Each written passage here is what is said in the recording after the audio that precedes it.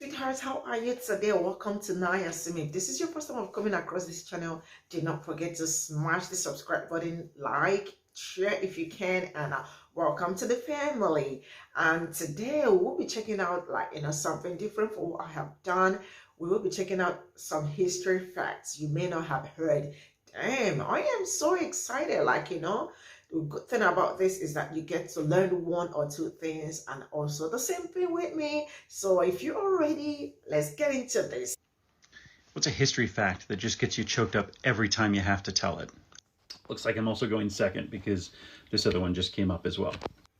Okay, if you know what this place is, God bless you, because it means you've been to an awesome place. And here's another picture. If you know what this is, it's the Punch Bowl. It's a U.S. Memorial Cemetery of the Pacific. So it's like the Arlington in Hawaii.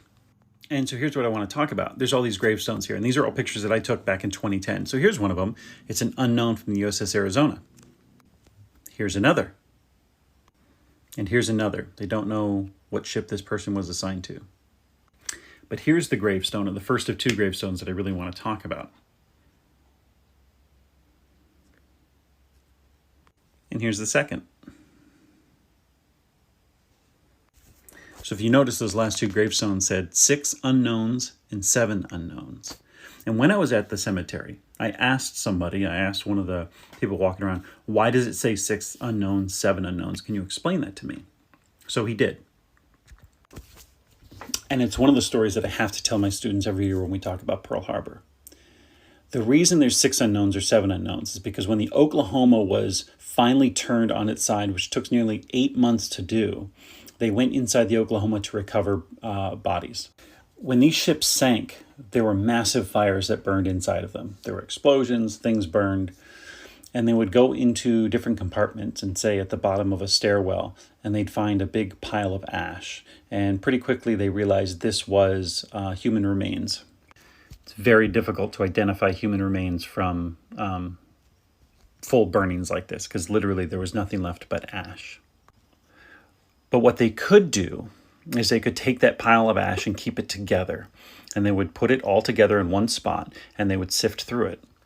And what they found in them was these little balls of aluminum. Those are melted dog tags.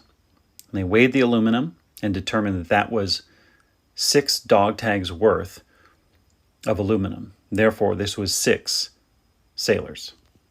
So doing the absolute best they could, they kept these remains together so they didn't separate a person from themselves, and buried them all together and marked it as either 6 unknowns or 7 unknowns. These are not the only markers in the cemetery like this. But to think that they were at the bottom of a stairwell with 5 other sailors, 6 other sailors, and that's how they perished. And they were only identified by the fact that they had a certain amount of aluminum on them in their dog tags. What's a history fact that just gets you choked up every time you have to tell it? The last known documented record of a human zoo was in Belgium in 1958. For those who are bad with math, that is 64 years ago. Crazy, isn't it? This is a picture of Atomium 2 years ago. During the debut, behind this building, where you could find the human village. And in this particular human village was a bunch of Congolese people. This was doing an art expo 64 years ago. It's crazy, man. Yeah, that infamous picture of the little girl where the lady's handing her peanuts behind a fence, that happened in Belgium 64 years ago. Man, no one likes to talk about that story. I don't know why. What's a history fact that just gets you choked up every time you have to tell it? I'll go. There's 2, but they're kind of linked around the same topic. The first one is this mandible from a dog jaw about 14,000 years ago. And when they studied it, they realized this dog had been through multiple bouts of potentially lethal illness. If the animal was to be left in the wild, it would have died. But someone cared for it enough, not once, but twice, for it to live. Someone took care of this dog and wanted it to thrive. And if we go further back to the Paleolithic period, they found this skull in the Czech Republic.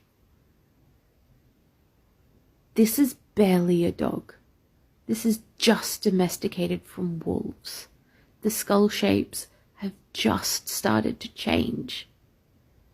But one of the things they noticed in its mouth was a bone, and upon further investigation they realized the bone had been inserted post-mortem.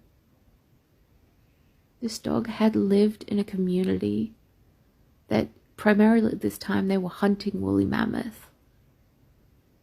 And someone, when it died, wanted it to take a bone with it. Those bones are so useful to their communities. They can be used for so many things. But it was just as important for this dog in death to have its bone.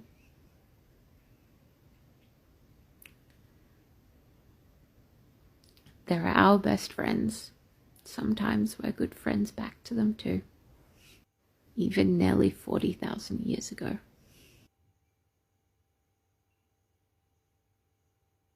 What's a history fact that just gets you choked up every time? The Carpathia, the ship that rescued the survivors off the Titanic. Fuck, I'm getting choked up already. Carpathia was 58 miles away from the Titanic when it got the call for help. The Carpathia at best could go normally 14 knots, which means it would have taken 4 hours to get to the Titanic. The Carpathia got there in 3 hours, which meant she was doing around 19 knots, which is, for a steamship, just crazy, almost impossible. By all rights, she should have blown up. She didn't. She got there an hour early. And while she was getting there, everyone on the Carpathia, from first class to steerage, was setting up to save as many people as they could. They knew they were going to fail, and in a sense, they did. They didn't rescue as many people as they should have been able to. But they tried like hell, and they saved the people they did, and they broke quite a few laws of physics and engineering to get there. And that does it for me. It's a history fact that just gets you choked up every time you have to tell it. I'll go first. In the 1500s, the Aztec Empire had an estimated 16 million people in their population. Now, around this time, the Spaniards were trying to conquer Mesoamerica. They came in to a city near the ocean, Tenochtitlan, that had a population of approximately 200,000 people, and they provided blankets that had been used on children that died from smallpox. They purposefully spread smallpox and measles amongst the people of the city, stood back and waited for them to all succumb to the virus and die, and then declared the city their own. This biological warfare was used time and time again to conquer Mesoamerica. And not only Mesoamerica, this is the part that chokes me up. In North America, when it was being colonized, there are records of people using this biological warfare to attempt to wipe out the Native American populations. One commander wrote down, "I gave them 2 blankets and a handkerchief straight from the children's smallpox hospital. I hope it will have the desired effect." Spain didn't conquer Mesoamerica because they were bigger, tougher, and better at battle. Hell no. They took it because they purposefully spread a disease that they knew would cause horrific, painful deaths of millions of people. What's a history fact that just gets you choked up every time you have to tell it? This skull is nearly 2 million years old. Humans like me and you have only been around for about 250,000 to 300,000 years. This skull is so old that it doesn't belong to a Homo sapien, it belongs to a Homo erectus. Despite this skull is of an old man. A man that lived to be so old that he lost his teeth naturally. He was so old that he wouldn't have been able to do any of his own hunting, or even his own chewing, which means other people cared for him, hunted food for him, and possibly even grinded up his food so that he didn't have to chew it. And again, this wasn't even a Homo sapien like me and you. Oh my gosh. So this is the end of the history facts you may not have known or you may not have heard. And I hope you enjoyed it. This is absolutely very, very, very, very, very good. It's so good that I am able to bring this to you. I am also able to listen to it because it's like more like an eye opener, so many histories that nobody wants to talk about. But then I want to say a very big thank you to the people that I took their video for this clip from TikTok. I will be leaving their names in the comment section in case if you want to check them out. I appreciate you all and see you all in my next video. Like I promised, I still have so many good videos coming your way. Stay tuned and see you later. Bye for now.